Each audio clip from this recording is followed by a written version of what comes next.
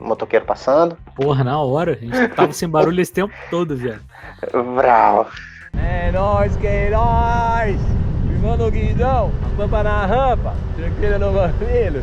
Fala, galera do Fidedigno, sejam muito bem-vindos ao TBT número 2, aquela nossa livezinha básica aqui de TBT. Estou aqui hoje com o Bruno Sepúlveda. Samília deu a vez aí para passar a bola aí, dança das cadeiras aqui no Fidedigno. E hoje iremos falar dos melhores filmes de 1984. Momento Sessão da Tarde aqui no Fidedigno. Bruno, e aí? O que tu acha dos filmes de 84? Tem uma lista grande aí. Assistiu muito? Você é novo, né, cara? Eu sou de 93. Olha aí, bebê. Então. Mas eu assisti muito filme de 84. Alguns que... Acho que quase todos que a gente vai falar aqui hoje eu assisti. Uhum. E, cara, alguns desses filmes acabaram dando início, né? Foram ali o pontapé para algumas franquias que estão aí até hoje. Sim. E que acabaram mudando a vida de algumas pessoas aí, né? Inclusive, alguns filmes não, assim, se tornaram franquias não tão longevas quanto algumas que a gente já conhece, que a gente vai mencionar aqui, mas que deveriam retornar. Inclusive, com a evolução do CGI, tem alguns filmes aqui nessa lista que acho que deveriam retornar e ficariam muito maneiros, assim, com a tecnologia que a gente tem hoje. Bom, pessoal, 1984 tiveram muitos filmes maneiros. Eu queria muito trazer aqui o ano de 83, que foi o ano que eu nasci, mas eu não pude deixar de trazer 84 porque, assim, realmente tem milhares de filmes legais. Não, milhares é exagero, né? Mas tem muitos filmes maneiros, incluindo O Exterminador do Futuro 1, Indiana Jones, O Templo da Perdição, Um Tira da Pesada, Karate Kid, Hora da Verdade, Os Caça-Fantasmas, Locademia de Polícia, A História Sem Fim, Footloose, A Hora do Pesadelo, Gremlins e Conan, o Bárbaro, o Destruidor. Minto, porque o Bárbaro é o primeiro. Esse Conan é o segundo. E o que eu estava comentando no início, antes da abertura, de uma franquia que deveria voltar devido ao avanço da tecnologia, na minha opinião, é Gremlins. Tipo, cara, tu imagina... Já parou pra pensar nesses monstrinhos com o CGI que a gente tem hoje? Que doideira que seria. Imagina, com um nível de violência altíssimo, um filme mais 18. Em 84, os Gremlins eram animatrônicos, né? Era mais ou menos a parada que fizeram com o Chuck depois. E também tem muito stop motion, né? E fica muito claro em algumas cenas que é stop motion, mas realmente, eu não tinha pensado por esse ponto. Se Gremlins fosse refeito com CGI, seria bem foda, seria bem interessante. Um nível de gore, assim, absurdo, tipo, muita violência. Cara, ia ficar muito melhor.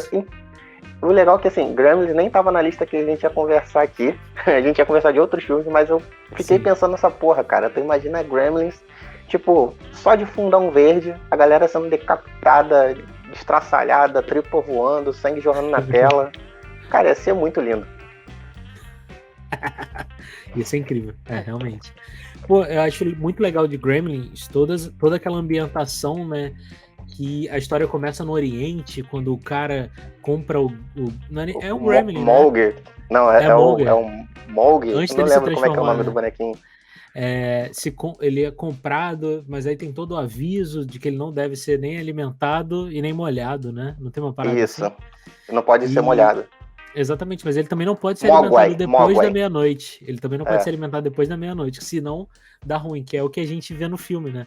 Isso é muito interessante. O nome da criatura é Mogwai. É muito bonitinho, todo fofinho e não pode ser molhado. Exatamente. Pô, bicho, caralho, eu tô com sede. Preciso tomar um banho, bicho fedendo. Não vai, pra sempre. Mó cheiro de chulé. Ficar assim pra sempre, não tem jeito, meu parceiro. Bom, vamos entrar aqui então na lista que a gente separou desses que eu já mencionei. E o primeiro deles é um filme que, assim, cara, ele passou milhões de vezes na sessão da tarde, que é Um Tira da Pesada. No elenco dos meus filmes favoritos de comédia policial, sem brincadeira. A gente tem o Ed Murphy, assim, tipo, no auge da... Não é no auge da carreira dele, porque, assim, ele tá muito melhor hoje por causa da experiência, mas, assim, a naturalidade do humor dele, assim, a espontaneidade no filme é impressionante, e acho que isso é a marca mais característica de Um Tira da Pesada. Aí a gente tem o Ed Murphy, o Judge Reinhold e o John Ashton nesse filme. E o Ed Murphy faz o protagonista, né, que é o detetive Axel Foley. Isso. E aí, o que você pode falar desse filme? Cara, Um Tiro da Pesada é muito legal porque ele foge completamente ali do que a gente via nos anos 80, né? Que tinha muitos filmes de policiais, em que os policiais negros, brancos, aliás, era quem oprimia os personagens negros, né? E Um Tiro da Pesada brinca com toda essa temática, assim, de perseguição policial, tipo, o policial que tá disfarçado, sabe? E é muito interessante porque o Axel trabalha, acho que em Detroit, que era uma das cidades mais perigosas dos Estados Unidos na época em que o filme foi rodado. E um amigo dele que estava preso volta para a cidade e ele é assassinado, esse amigo dele. E tipo, o Axel começa a investigar e vê que tem algumas pistas que indicam que esse amigo foi morto por causa de alguma coisa que aconteceu em Beverly Hills. Aí ele vai até lá, tanto que o nome do filme em inglês é Beverly Hills Cop, né? Inclusive, o Tiro da Pesada ele formou uma trilogia, né? Teve um filme, a continuação lançado em 87 e depois o Tiro da Pesada 3 em 94. Mas, assim, pra mim, o melhor filme do Ed Murphy é Professor Aloprado. Mas eu não posso negar que um Tiro da Pesada, assim, eu acho que tá é o segundo lugar, assim, no top 5 do Ed Murphy seria o segundo lugar. Pra mim, o Professor Aloprado ainda é melhor. Mas, cara, ele tá muito bom nesse filme. Fora que ele tá novinho também, né? Então, é muito louco, né? Porque eu acho que 84 é a época ali que ele tava fazendo stand-up com menos frequência, né? E foi quando ele entrou em Hollywood. E ele tá com a mesma cara, tipo assim, se você procurar no YouTube alguns vídeos de stand-up dele antigo, é a mesma cara do Axel em Um Tiro da Pesada, sabe? E você vê que, tipo, ele tá completamente solto no filme. Isso é muito louco, porque, tipo, o personagem é completamente louco, né? Ele não liga pra nada. Ele tá com o zaralho mesmo e não se preocupa. Sim. Inclusive, uma das curiosidades do filme é que o Ed Murphy ele improvisou a maioria das falas dele ali do filme. Então, tipo, o cara tinha um roteiro pra ser seguido, mas como ele vinha do stand-up... Já ia falar stand-up paddle, ó. Tô com vontade de ir pra praia. É saudade da praia. Muito tempo sem ver o mar.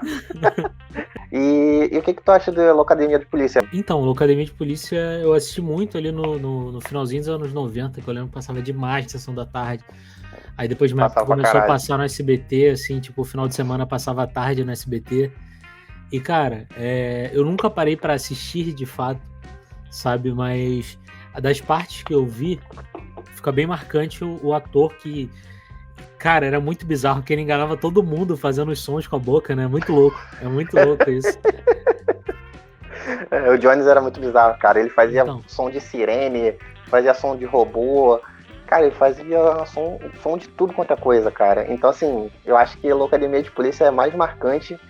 Tudo bem, era divertido, era engraçado, mas, cara, o Jones fazendo as imitações de sons era muito bizarro, cara, muito bizarro.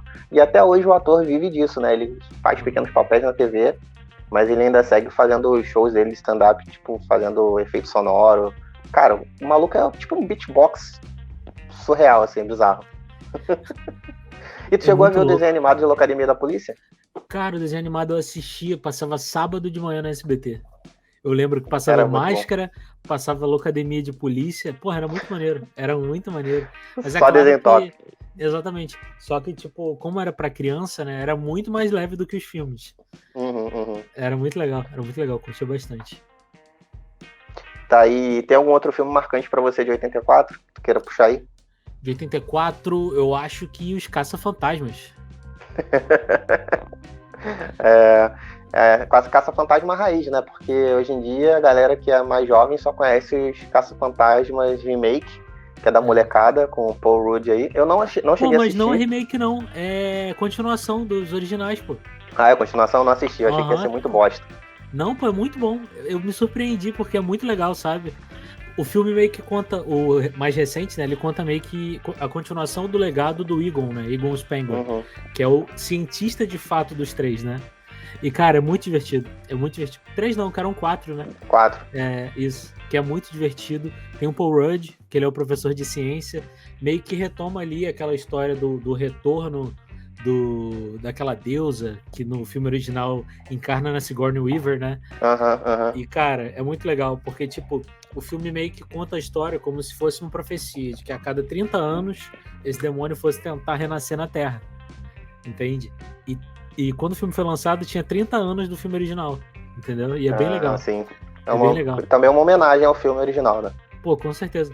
E foi anunciado uma continuação pro Caça-Fantasmas de 2000 e...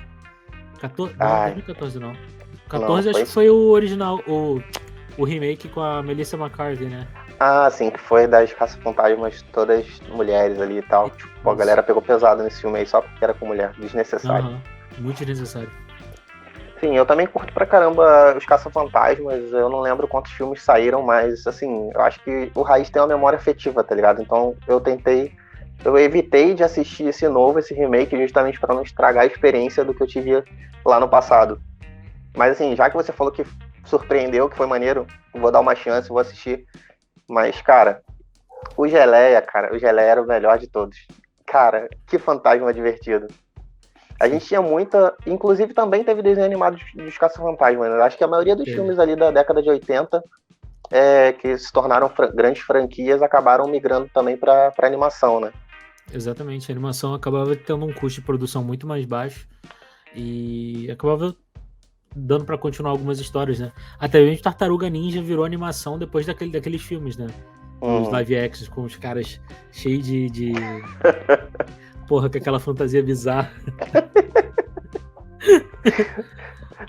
Não, é engraçado que, assim, o maneiro do TBT é que a gente tem vários filmes que a gente gosta muito, que a gente tem boas recordações, mas que hoje, se a gente parar pra ver, claro, o avanço da tecnologia acaba causando isso na gente, né? Quando a gente volta pra reassistir um filme, tu fica assim, cara, como que eu conseguia gostar disso? É tão estranho. Sim. Eu senti isso aí assistindo o filme do Street Fighter, aquele com o Van Damme. Meu Deus. Sério. E, tipo, depois que eu reassisti esse filme, eu tive uma parada de... Eu fui pesquisar sobre a produção desse filme. Teve uma parada cardíaca, né? Que é muito bicheira, né? Não, cara. Eu fui procurar fui pesquisar sobre a história da produção desse filme. E, tipo, eu sei que tinha questão de traficante envolvido no filme, sabe? O Van Damme levando cocaína pro set de filmagem. E é uma parada muito bizarra, sabe? As paradas que aconteciam muito nos anos 80. E que Street Fighter foi elevada à máxima potência, assim. É muito bizarro. É muito bizarro. Sim, o filme é muito ruim. É muito ruim. É, muito ruim. Esse filme é mó doideira, cara. Tá maluco. Bom, um filme um filme marcante pra mim, da década do ano de 84. Inclusive, o TBT, como eu mencionei na edição anterior, né? Que a gente tá estreando aqui no YouTube, é uma tag já há um tempão lá no site, né? A gente faz toda quinta-feira um TBT em texto, onde a gente indica um filme que a gente tem alguma memória afetiva. E, inclusive, o Footloose Ritmo Louco foi o primeiro TBT que eu escrevi lá no site em texto. Ele é estrelado pelo Kevin Bacon, a Laurie Singer e o John Lithgow. E, cara, esse filme é muito incrível. E o mais legal é que hoje ele é canônico no universo cinematográfico Marvel. Kevin Bacon faz parte do universo cinematográfico Marvel. Exatamente. O cara é um herói que salvou uma cidade com a dança. Eu descobri Footloose, na real, pelo remake dele, que é muito ruim. O remake de 2011, Footloose, é muito ruim mesmo. Mas aí, tipo, tava passando um dia na sessão da tarde, tem alguns anos já, aí eu fui assistir o original, sabe? Não tem muito tempo que eu assisti o original. E, cara, o original é muito bom, bom maneiro. mesmo. Sim, maneiro. É muito divertido. E, ele, na minha opinião, ele é um daqueles filmes que você... Tipo, eu assisti tem pouco tempo, sabe? Sei lá, tem uns 3 anos, assim. Mas eu tenho certeza que se eu assistir daqui a alguns anos, ele vai passar nesse teste, sabe? Desse período de tempo, entende? De filmes que não envelhecem mal, de fato. Sim. É porque ele, assim, eu acho que o maior problema dos filmes antigos que causam essa estranheza pra gente é os que utilizaram muito CGI, porque na década de 80, 90 não tinha o CGI computacional que a gente tem hoje. Era muito efeito prático, muita maquiagem. Então, assim, hoje causa muita estranheza pra gente. Mas um filme como o Footloose, por exemplo, que você não tem CGI nenhum, basicamente, tipo, são os atores atuando. Então ali são os atores dançando, fazendo coreografias. Cara, não tem computação gráfica. Então não tem por que causar estranheza. E não é um filme ruim. Tipo, a história do filme em si é bem legal. Então, é um filme que envelhece bem. Uma coisa que eu acho muito legal de Footloose é que, tipo, toda a trama dele é extremamente inocente, sabe? Não é aquela parada, tipo, porra, tem tiro, tem briga, tem... Não, briga tem, obviamente. Mas, assim, não é aquela parada que a história precisa ser levada até as últimas consequências. Sim. Sabe? E, cara, é super inocente, o pessoal se reúne só porque quer dançar, sabe? Porque eles querem aproveitar a juventude, de fato. Isso é muito legal. Isso é muito legal. E não é nem sexo, drogas e rock and roll, né? Exatamente. É só rock and roll. Exatamente. Isso é muito legal. Isso é muito legal no filme. Curto demais. Uhum. Pô, e o reverendo Shaw, mó Silas Malafaia, né? Não quer deixar ninguém dançar na cidade. Isso é muito bizarro. Isso é coisa do capiroto. Aqui não pode. Tem uma parada que eu acho muito legal, é a solução que eles encontram no final, né? Pra poder fazer a festa e tal, que é fazer nos limites da cidade, né? Uhum. Isso é muito legal, porque, tipo, de fato, eu acho que em 84 ainda tinha muito... Não, acho que 84 não. Eu não lembro ao certo quando foi que acabou a questão da lei da censura nos Estados Unidos, né? Em que o filme do Elvis até fala sobre isso. Sobre, tipo, dependendo, você não pode dançar como Elvis dançava. Os filmes não podiam mostrar peitos numa determinada época, não podia ter cena de sexo. E foi aí que os roteiros passaram a ser muito mais sutis em relação a isso, sabe? Eu não lembro ao certo se na época de Footloose ainda tinha isso, mas tipo, é muito divertido como conta essa história, sabe? Como uma questão de uma determinação até do governo daquela cidade ali de inibir os jovens por causa de um acidente que rolou no passado, né? Isso é muito bom, é muito legal como toda essa história se desenrola. Sim. Ó, eu tenho uma curiosidade aqui do filme, que os pés de dança na sequência de abertura são do elenco e da equipe de produção. Muito maneiro. Tem mais de 150 pares de pés ali na dança. E o dançarino que tá com os sapatos de ouro é o Kenny Loggins, que é o cantor de Footloose. Caraca, inclusive o Kenny Loggins também, tipo, na década de 80 ali, ele fez várias trilhas sonoras marcantes, inclusive de Top Gun, né? E recentemente, né? Tipo, recentemente não, né? Desde que estreou Guardiões da Galáxia da Marvel Studios, a gente já tem essa referência aí de Footloose e tal, que o Peter Quill, ele tem aquelas fitinhas lá que a mãe dele gravava pra ele com as músicas dos anos 80. E agora no especial de Natal dos Guardiões da Galáxia, a gente viu que o Kevin Bacon existe no universo cinematográfico Marvel. Como é que foi pra você essa novidade da gente ter o Kevin Bacon no CM? Cara, é muito louco, porque, tipo assim, é uma parada que você não espera, sabe qual é? Tipo, eles estão lá e tal, porra, o que a gente vai dar pro Peter de Natal? Mas, porra, o que é Natal? A gente vive no espaço. Sabe, porra, sei lá, o cara tá triste, vamos fazer uma surpresa pra ele. Que tal a gente roubar o Kevin Bacon? Caralho, genial, mano. Sim, a gente não espera, sabe qual é? E eu acho que por isso que o especial de Natal é tão divertido. Eu curti demais. E o mais maneiro do especial de Natal é que eles botaram os personagens mais bizonhos pra fazer essa parada, que foi o Drax e a Mantis, cara. Tipo, cara, eles são os mais bocós do grupo, tá ligado? Sim. O Drax, ele é muito burrão, cara. E é muito legal, porque, tipo, acho que tem até uma referência ao Batman, não tem? No especial? Que ele fala, tipo, não, você é um herói. Aí o Kevin Bacon, a Mantis fala pra ele, não, você é um herói. Controlando a mente dele, fala, eu sou o Batman. Não tem um bagulho assim? Tipo, James Gunn tacou sabe, ligou pra mais nada, assim, e vambora, vamos falar de qualquer coisa aqui. Um filme que me marcou muito em 84 foi Karate Kid, A Hora da Verdade. Cara, Karate Kid é muito bizarro. Vulgo conhecido como Cobra Kai. Exatamente. Hoje a garotada só conhece como Cobra Kai. Não é Cobra Kai, é Karate Kid. Exatamente, começou como Karate Kid, calma aí, espera lá. Que Karate Kid é muito legal, que conta a história, né, de um jovem que tá completamente deslocado ali da escola, depois de se mudar pra... acho que é San Diego com a mãe dele. E depois de se tornar amigo do zelador do prédio dele, que é o Sr. Miyagi, e apanhar na escola, apanhar muito, muito mesmo, não foi pouco não. Que isso? Não, rapidão, só uma vírgula aqui, não precisa cortar nem nada. Não existe polícia nessa cidade? Porque não é possível, cara. Não é possível, o pessoal apanha a beça, não passa um carro de polícia nessa cidade. É um maluco que toca um terror. Exatamente a mesma coisa, até em Cobra Kai é igual, sabe? Não tem polícia. Exatamente. É uma cidade sem lei. É muito bom, porque o filme é estrelado pelo Ralph Macchio, né, que dá vida ao Daniel LaRusso, E depois de apanhar tanto, o zelador do condomínio dele ali decide ensinar ele a lutar karatê. Mas, tipo, a duras penas, né? Porque primeiro o idoso explora ele, limpando o carro, encerando o chão, para depois ensinar karatê. Saudoso Pat Morita. Exatamente. O Pat Morita fez o Sr. Miyagi, né? Uhum. Ó, eu tenho aqui uma observação. Na verdade, é um fato. Se você é daquela época e não brincou de fazer o golpe da garça, você não teve infância. Que isso, até... Pô, eu lembro quando eu assisti a primeira vez na Sessão da Tarde, eu ficava brincando dessa porra tem muito tempo. Tem muito tempo, muito tempo. Uhum.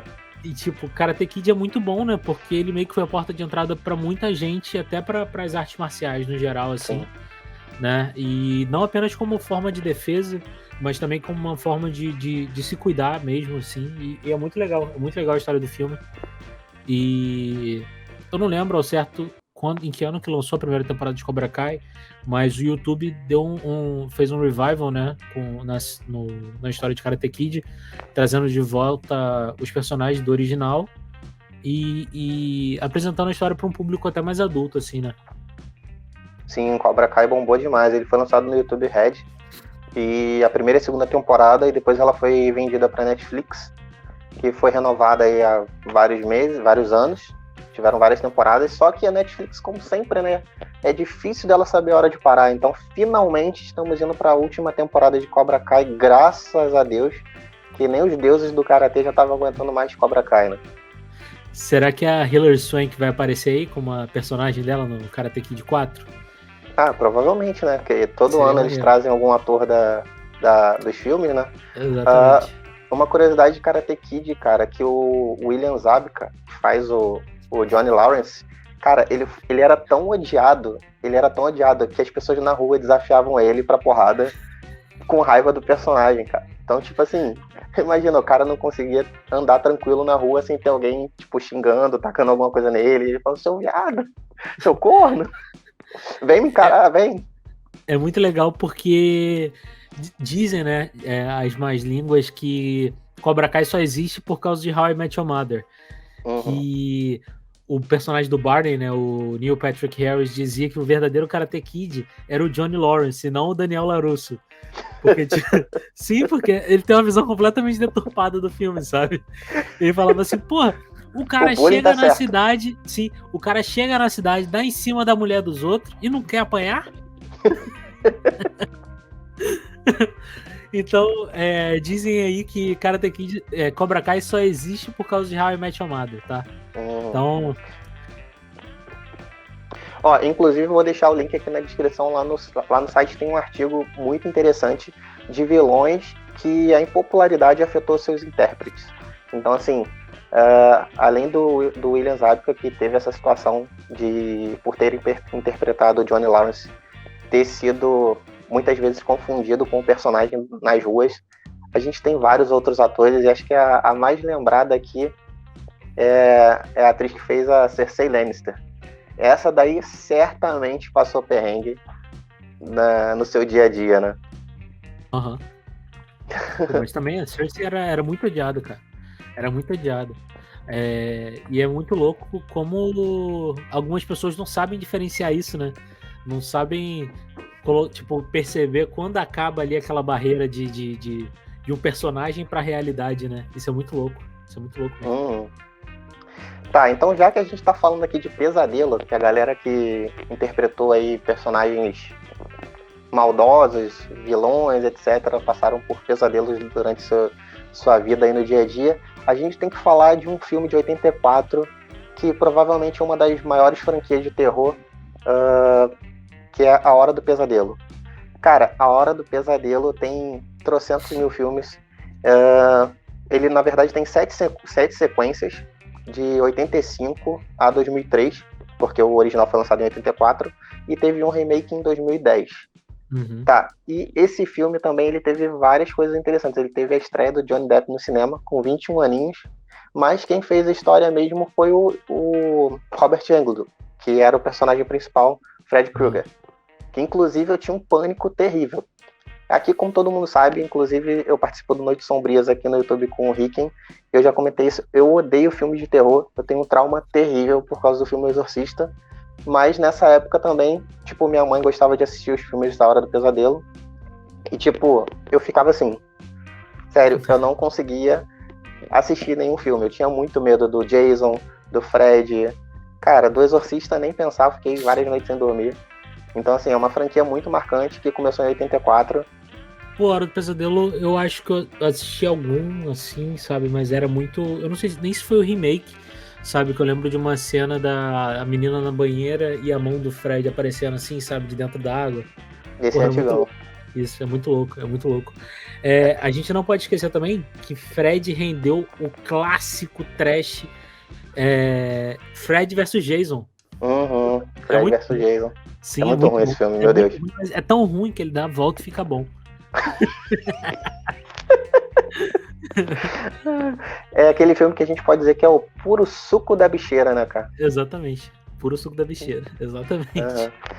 E o legal é que, assim, o Fred, ele criou a sua própria marca, né, cara? Hoje em dia, nem só hoje em dia, né, mas há muitos anos, cara, qualquer pessoa no mundo que vê uma luva com facas na ponta dos dedos consegue associar exatamente a franquia Hora do Pesadelo, né? Ou então as listras, né? As listras vermelhas e pretas na roupa do Fred. Sim, se você vê qualquer pessoa na rua com um casaco vermelho e preto listrado na horizontal, cara, a primeira coisa que vai falar, porra, é o Fred, cara. Isso é muito bizarro, né? Então, sim, assim, são magias do cinema de 84 que, assim, lançaram vários filmes incríveis e a Hora do Pesadelo não pode ficar de fora dessa lista. Se você não assistiu, assista, porque, cara, Fred tá no hall dos grandes vilões de terror. Exatamente. O Robert Englund, ele fez vários filmes de terror, inclusive o Lenda Urbana, que é muito bom com ele também, que é um filme de 2000 ou 99, eu não lembro ao certo. Ele também fez a última temporada de Stranger Things. Exatamente, ele tava lá, o Robert Englund. Sempre que tem alguma pontinha é o pai do de terror... Exatamente. Sempre tem alguma pontinha de terror ali, pode chamar ele que ele topa aparecer. Como é que o cara consegue dormir à noite, né, maluco? Tá maluco, tá doido. Deve dormir tranquilinho, tá maluco. Isso não bate bem, não. E falar em dormir, eu acho que uma coisa muito interessante que a gente tem que falar aqui da franquia Hora do Pesadelo é que, por se tratar de um vilão que age nos sonhos, nos pesadelos, a produção, a direção, ela tinha muita liberdade criativa para criar situações de morte, de violência nos filmes, né? Porque, cara, você tá no mundo dos sonhos. Então, tipo, você pode fazer qualquer bizarrice. Tinha morte que o cara tava sonhando que era um personagem de videogame. Tipo, isso eu lembro porque foi uma parada muito marcante, tá ligado? Tipo, era o Fred no jogo, e aí o Fred pisava no carinha, e aí o carinha dormindo, aparecia a barriga dele afundando, assim, com o Fred no jogo, pisando em cima do carinha. Fala, cara, que doideira, cara. Que doideira. Como é que as pessoas... Tipo, é uma criatividade sem limite, tá ligado? Mas, tipo, você tá... O céu é o limite, já que, tipo, você tá lidando com o mundo dos sonhos. Isso é muito maneiro. Louco. E é muito bizarro, porque, tipo assim, você não tem como fugir, né, dele. Porque, assim, todo mundo precisa dormir. E com a privação de sono, outras coisas vêm, né, juntos. Ou seja, você pode criar, sei lá, ter alguma crise psicótica, alguma coisa assim. Tipo, por você já estar com medo, só piora as coisas. Ou seja, eventualmente você vai precisar dormir e você vai dar de cara com ele. Isso é muito louco. Sim, na verdade a gente tem que fazer um Noites Sombrias aqui especial só de A Hora do Pesadelo, porque, cara, tem muito assunto, né? São 7 filmes, um remake. Porra, é um personagem icônico do cinema. A gente tem que fazer um especial Noites Sombrias só de A Hora do Pesadelo. Mas, tirando A Hora do Pesadelo e esses outros grandes filmes que a gente já mencionou aqui, eu acho que o mais marcante de todo o ano de 84, com certeza, a gente está em ano passado, né, que foi lançado Avatar Caminho das Águas. A gente conhece James Cameron de Titanic, Avatar 1, Avatar O Caminho da Água, mas James Cameron, na época que morava num carro, vendeu o roteiro a $1 de O Exterminador do Futuro, franquia aí com Arnold Schwarzenegger, nosso querido T-800. Exatamente. E aí? I'll be back! Porque isso, Exterminador do Futuro tem uma das melhores tramas, assim, né, daquela época, porque conta meio que uma história em que, de certa forma, um paradoxo temporal é criado, né? A partir do momento que o John envia o Kyle Reese pro passado, sabe? Ele já sabe ali que o Kyle é o pai dele, né? Ou seja, o John só existe no futuro porque ele enviou o Kyle pro passado, né? Isso é muito louco. É meio que, de certa forma, uma profecia autorrealizável, né? Isso é muito bizarro. Ele falou assim, vai lá, irmão, vai lá comer minha mãe.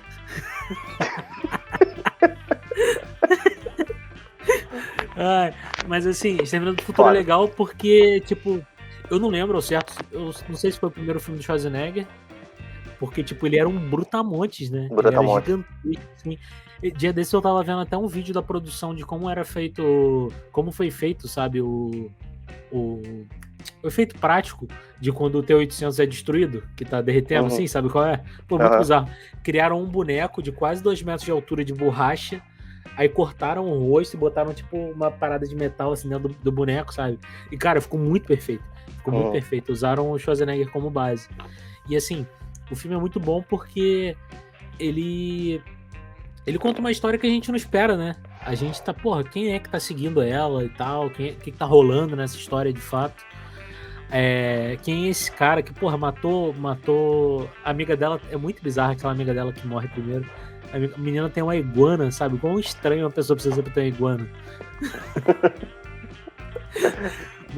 Mas voltando. E tipo, a gente acaba vendo essa perseguição dos exterminadores nos filmes seguintes, né? Mas, tipo, em 84, até 84 a gente não tinha visto nada parecido, né? E é muito legal como a história se desenrola de fato. Sim, e tipo assim, filmes sci-fi na época não era tão auge, né? Tipo, a gente chegou a ter depois De Volta para o Futuro e tal, mas, cara, essa parada de viagem no tempo, tipo, voltar pro passado e pro futuro, não era uma parada muito explorada. E ninguém queria fazer o filme do James Cameron, né? Ninguém acreditava que o roteiro daria certo. O filme teve um orçamento aí de pouco mais de 6 milhões de dólares, foi 6,5 mais ou menos. Ele arrecadou 78,3 milhões de dólares mundialmente. Então, tipo, o James Cameron já vem fazendo sucesso aí desde o Exterminador do Futuro. E, inclusive, o Exterminador do Futuro, ele é tão foda que, tipo, ele é um dos poucos filmes onde a continuação é melhor que o primeiro. Exatamente. O James Cameron voltou pra filmar Exterminador do Futuro 2, Julgamento Final, em 91.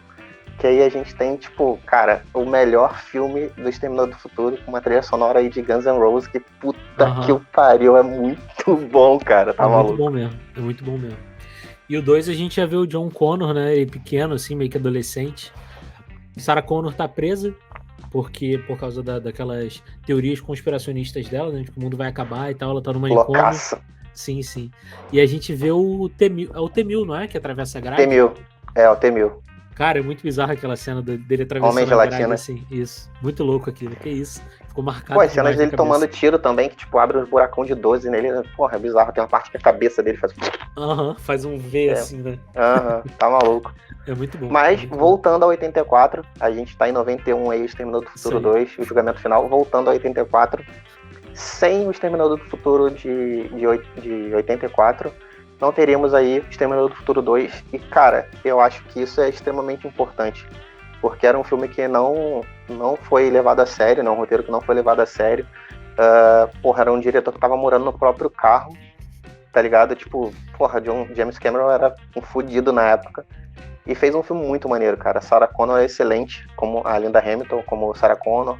Acho que o Schwarzenegger, tipo, não tem ator melhor pra ser o Exterminador do Futuro, tanto que, cara, quando se fala em Exterminador do Futuro, a gente já teve diversos outros Exterminadores e, cara, a referência de todo mundo é o Arnold Schwarzenegger. Isso. Inclusive em Mortal Kombat também, né? A gente tem vários DLCs aí que sempre aparece o Exterminador do Futuro e é sempre o Schwarzenegger.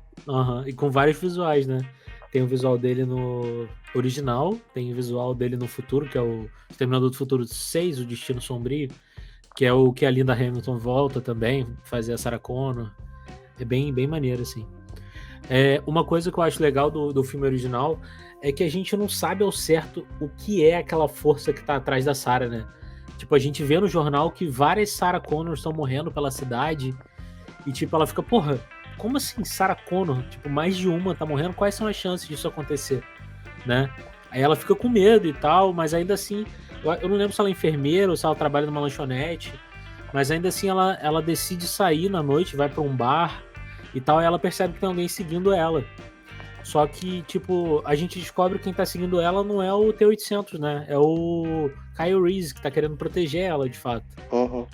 Isso é muito legal. Isso é muito legal porque foge muito dos arquétipos até de perseguição, assim, daqueles filmes que aparece uma ameaça que a gente não sabe ao certo o que é, né? E a gente mencionou, antes de eu mencionar uma curiosidade aqui, tem uma outra curiosidade que eu vou aproveitar o gancho da morte das Sarah Connor. Cara, tem um erro de gravação ali, um erro de corte na cena em que aparece o Exterminador do Futuro na cabine eletrônica, olhando na lista telefônica ali, Sarah Connor, aí ele mostra o endereço, e aí na próxima cena ele parte para esse endereço que ele viu na lista telefônica, mas o número da casa é diferente, tá ligado?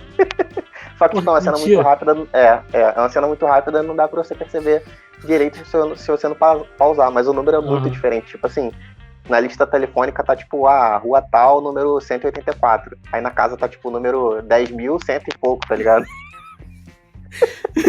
Foda-se, tá lá só pra completar a tabela, entendeu? Foda-se, vamos matar essa Sarah aqui e foda-se. Ai, muito bom, que isso.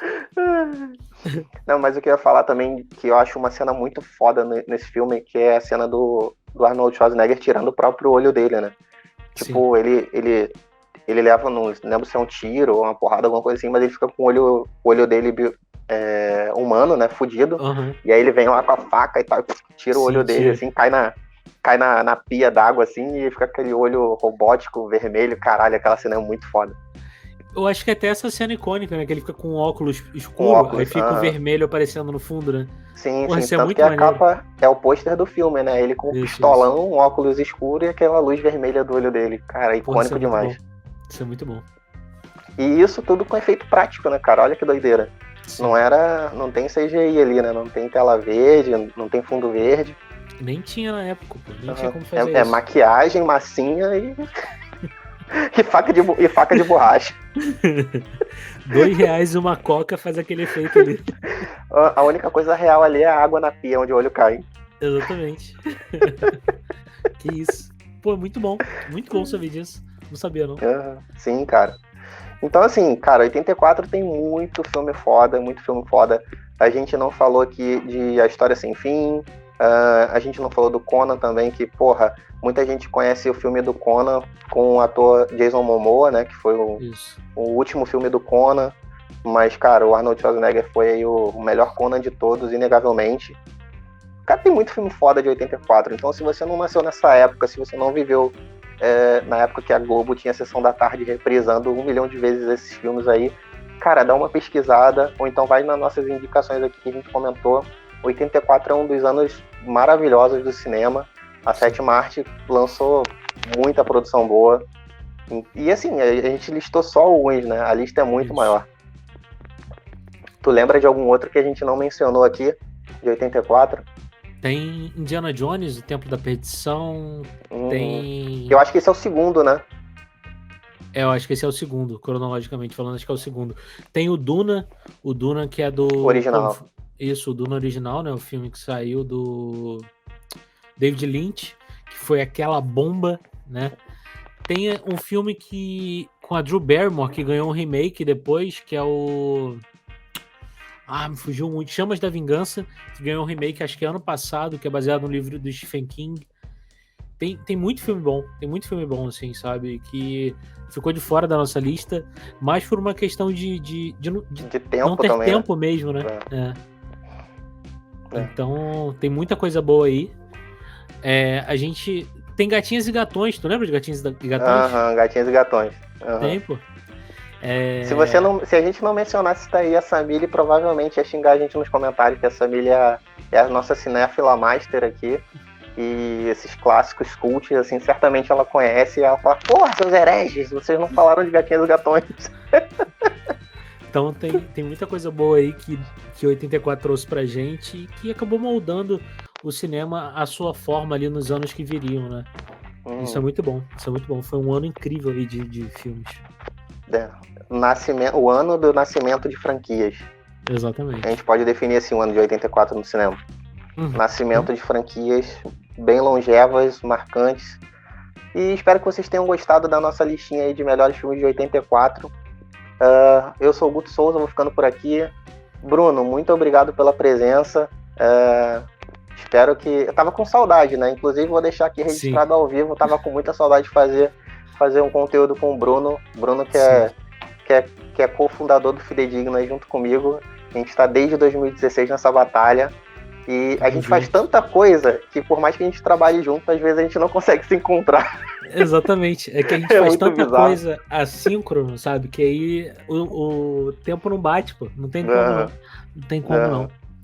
A gente se fala todos os dias, a gente faz 1 milhão de coisas, mas fazer vídeo junto, nossa, é a coisa mais rara do mundo. É difícil, mas esse saiu. Eu quero participar de algumas Noites Sombrias também, hein? Vambora, que dependendo do tema, a gente pode falar aí com nem tanto conhecimento assim, mas a gente vai atrás, né? Só no Embromation. Exatamente, pô. A gente tá aqui pra encher linguiça mesmo. Não, brincadeira. Se você que tá assistindo esse vídeo, chegou até aqui, pode botar no comentário pra gente aqui alguma sugestão de vídeo pro Noites Sombrias. Noites Sombrias também é a nossa tag mensal aqui no YouTube, onde a gente fala só sobre terror, mas diferente do TBT, que é focado só em cinema, o Noites Sombrias ele é todos os gêneros. Então a gente fala de terror nos quadrinhos, em livros, em videogames, filmes, séries, a porra toda. Isso aí. Comenta aqui embaixo, tá? O que você quer ouvir a gente falando comenta aí também, tá? Tamo aí. Não dá pra falar só sério, né, pô? E o pior é que, assim, o Noite Sombria de nós dois ia ser muito bizarro, porque eu não gosto de terror. Eu participei do primeiro Noite Sombria com o Ricken, mas, tipo, cara, não é uma parada que é muito a minha praia. Terror, inclusive, eu deixo isso registrado lá. Registrei já aqui quando eu falei do Exorcista, que era do Pesadelo. E eu tenho certeza que você não é muito fã de terror, né?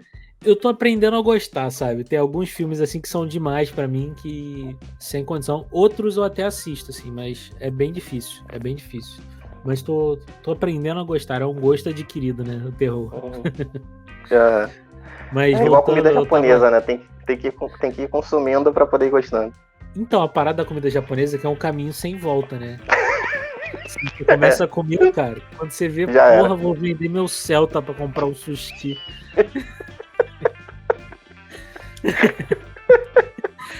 Não, sacanagem. Voltando aqui. Porra, tava com saudade de produzir conteúdo contigo também, irmão. Sério mesmo. Tinha bastante tempo que a gente não fazia nada. Eu animo pra futuras lives aí. Conversar bastante, trocar ideia e jogar conversa fora. Tamo aí pra isso. Já é. Valeu, irmão. Muito obrigado pela presença. Vou me despedindo por aqui. A todo mundo que participou, deixou o comentário, deixou o like. Valeu, muito obrigado. Grande abraço. Até a próxima. Tamo junto. Valeu. Valeu.